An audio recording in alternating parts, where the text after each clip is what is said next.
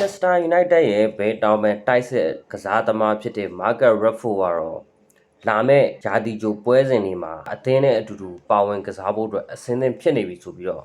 Fabrizio Romano က report လုပ်ထားတာကိုတွေ့ရတယ်။ဘယ်တောင်ပန်တိုက်စစ်အတွက်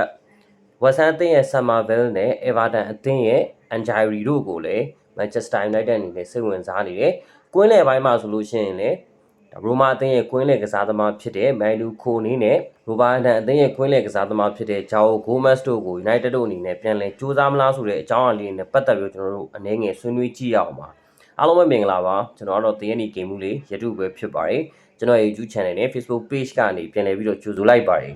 ်ဒီမှာ Fabrizio Romano ရဲ့ report အရ Marcus Rashford ကတော့လာမယ့်ရာသီကြိုပွဲစဉ်တွေအတွက်ဒါအသင်းနဲ့ပူးပေါင်းမှုအဆင်သင့်ဖြစ်နေပြီပေါ့Michael Carrick ကိုယ်တိုင်ကလည်းဒါ Marcus Rashford ရဲ့အခြေအနေကိုစောင့်ကြည့်သွားအောင်မယ်တကယ်လို့များ Marcus Rashford အနေနဲ့ရာသီကြိုပွဲစဉ်တွေမှာ Manchester United အတွက်အကောင်းဆုံးခြေစွမ်းကောင်းမယ်တကယ်တမ်းအရင်လိုမျိုးပုံစံပြန်ဖြစ်လာနိုင်မယ်ဆိုလို့ရှိရင်တော့ Marcus Rashford ရဲ့အနာဂတ်က Manchester United မှာဆက်လက်ပြီးတော့ရှိနိုင်တယ်လို့ထင်မိတယ်ဒါဆိုလို့ရှိရင်ကျွန်တော်တို့လက်ရှိစိတ်ဝင်စားနေတဲ့ Summerville နဲ့ Anjari တို့ကို United အနေနဲ့တကယ်မခေါ်တော့ဘူးလားကျွန်တော်တို့ဒါကိုပြန်ပြီးသုံးသပ်ကြည့်ရမယ်ဆိုလို့ရှိရင်ဘယ်တောင်မှတိုက်စစ်နေရာမှာလောလောဆယ်မှာမတ်တစ်ခုညာပက်ထရစ်တို့ကိုလိုအပ်မယ်ဆိုရင်မီဆန်မောင်သုံးလို့ရတယ်လက်ရှိမှာ Marcus Rashford ရှိနေတဲ့အတွက်၄ယောက်လောက်အထိကိုကျွန်တော်တို့ Manchester United အနေနဲ့ဘယ်တောင်မှတိုက်စစ်မှာသုံးလို့ရနေတာဖြစ်တယ်ဒါကြောင့်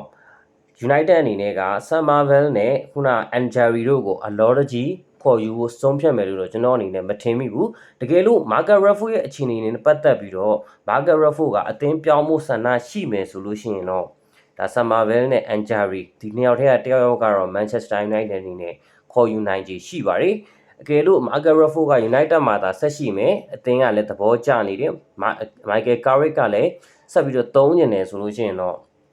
Marcus Rashford က Manchester United မှာဆက်ပြီးရှိနေနိုင်မှုအလားအလာများပါတယ်။ကွင်းလယ်ကစားသမားတွေဖြစ်တဲ့မိုင်နူခိုနီနဲ့ဘူဘာဒန်အသင်းရဲ့ကွင်းလယ်ကစားသမားဖြစ်တဲ့ဂျာအိုဂိုမက်စ်တို့ကိုတော့ Manchester United အနေနဲ့သက်ဆိုင်ရာကစားသမားတွေရဲ့ကိုယ်စားလှယ်တွေနဲ့တရားဝင်ဆွေးနွေးမှုတွေပြုလုပ်နေပြီးတော့ဖြစ်တယ်။ဒါပေမဲ့တရားဝင်စတင်ပြီးကမ်းလှမ်းတာမျိုးတော့မရှိဘူး။ဂျာအိုဂိုမက်စ်အတွက်ကိုလည်းအနည်းဆုံးဒါယူရိုတန်း90လောက်အထိကိုဘူဘာဒန်အသင်းကလိုချင်တယ်။မိုင်နူခိုနီနဲ့ပတ်သက်ပြီးတော့လည်းယူရိုတန်း90ပေါင်အားဖြင့်ကျွန်တော်ကြည့်မယ်ဆိုပေါင်42တန်းကျော်လောက်တော့ရှိတယ်ပေါ့နော်။ဒီကစားသမားနှစ်ယောက်ကို United အနေနဲ့တကယ်ပဲကမ်းလှမ်းနိုင်ခြေရှိလား။ main target တွေကိုဘယ်ကြိုးစားမလားဆိုတာတော့ကျွန်တော်ဆက်လက်စောင့်ကြည့်ရမှာဖြစ်ပါတယ်။လက်ရှိမှာတော့ Alex Scott ရှိမယ်။Belliva ရှိမယ်။ဒီကစားသမားတွေပဲအဓိကနောက်ပိုင်းနာမည်ထွက်လာတာပေါ့နော်အခုဆိုမိုင်နူကိုနီနဲ့နောက်ပြီးတော့ဂျာအိုဂိုမက်စ်ဒီ၄ယောက်လောက်ကပဲဒီရက်ပိုင်းအတွင်းကို Manchester United ကွင်းလယ်မှာထိထိရောက်သတင်းထွက်နေတယ်အဒန်ဝါတန်ကိုသတင်းထွက်နေတယ်ဆိုပေမဲ့လည်း United အနေနဲ့ဒီကစားသမားကမိုင်နူနဲ့ profile တူတယ်ပြီးတော့ပြောင်းရွှေ့ကြီးအရန်များတဲ့အတွက်ကြောင့်ထဲထဲဝင်ဆွေးနွေးနိုင်ကြတော့နေတယ်လက်ရှိမှာမိုင်နူကိုနီ